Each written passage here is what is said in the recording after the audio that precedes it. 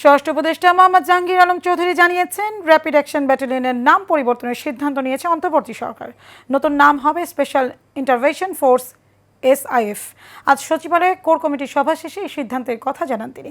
পুলিশের মনোবল ও কর্মক্ষমতা আগের তুলনায় বেড়েছে উল্লেখ করে স্বরাষ্ট্র উপদেষ্টা বলেন, নির্বাচনে আইন শৃঙ্খলা রক্ষায় কোনো সমস্যা হবে না।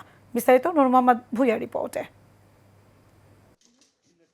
চলমান সময়ে বিভিন্ন বিষয় নিয়ে সচিবালয়ে সরকারি কোর কমিটির বৈঠক করেন স্বরাষ্ট্র উপদেষ্টা জাহাঙ্গীর আলম চৌধুরী। বৈঠক শেষে স্বরাষ্ট্র উপদেষ্টা জানান, পুলিশের মনোবল ও কর্মক্ষমতা আগের তুলনায় বেড়েছে, তাই নির্বাচনে আইন শৃঙ্খলা রক্ষায় কোনো সমস্যা হবে না। পুলিশের মনোবল অনেক বেড়ে গেছে, তাদের কর্মক্ষমতা অনেক বেড়ে গেছে। এই জন্য ইলেকশনে কোনো ধরনের কোনো অসুবিধা হবে না, কোনো ধরনের কোনো অসুবিধা হবে না। আর এই যে ধরেন যে অগাস্টের যে পরিস্থিতি হয়েছিল, এই পরিস্থিতি অন্য কোনো ইলেকশনের আগে কোনো সময় হয়েছিল? আপনি এইগুলি তো সব কথা দেখতে হবে, কোন পরিস্থিতি কোন সময় হয়েছিল।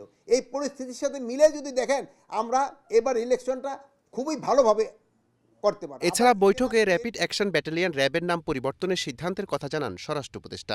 র্যাবের পুনর্গঠনের বিষয়ে প্রধান উপদেষ্টা প্রতিরক্ষ জাতীয় সংহতি উন্নয়ন বিষয়ক বিশেষ সহকারী লেফটেন্যান্ট জেনারেল আব্দুল হাফিজ এর সভাপতিত্বে একটা কমিটি গঠন করা হয়েছিল।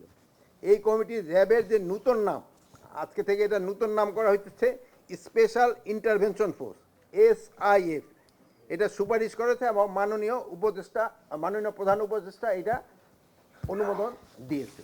মব কালচার থেকে বেরিয়ে আসতে অনেক সময় লেগেছে, তবে আগামী নির্বাচন খুব ভালোভাবেই সম্পূর্ণ হবে বলে আশা প্রকাশ করেন জাহাঙ্গীর আলম চৌধুরী। যেই হারে আপনারা আমাকে সাহায্য এবং সহযোগিতা করতেছেন, এইভাবে যদি চালিয়ে যান, আমাদের ইলেকশনে ফ্রি, ফেয়ার, ক্রেডিবল এবং গ্রহণযোগ্য নির্বাচন হবে এবং উৎসবমুখর হবে। নূর মোহাম্মদ ভুঁইয়া, এশিয়ান টেলিভিশন, ঢাকা।